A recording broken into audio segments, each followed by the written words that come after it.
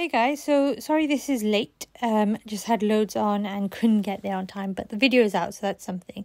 I know I'm late to the game, probably like by a year, maybe 2 years, but I just want to show you Rotobrush 2. It's really easy to use, and if you use green screen or don't have the time to get the roto work in, this is pretty simple. All you do is load your footage, click on the Rotobrush tool here, make sure it's this one, Rotobrush 2, click on the footage you want.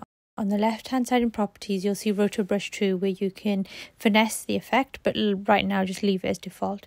Then draw an outline around the object you need to mask out. It doesn't have to be accurate, it can be as rough as you want, because you can use the Alt key to go back and remove areas that it's taken or bring back areas that it's ignoring.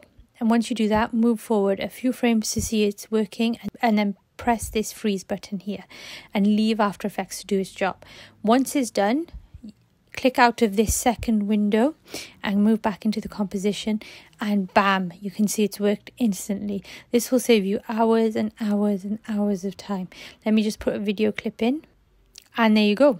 How simple is that? Once this will get into a few versions, this will revolutionize rotoscoping forever. As always guys, I want to hear your thoughts on this. Hit the like button if you like this. Hit the subscribe button to join me every week. And as always, I'll see you next week, and stay inspired.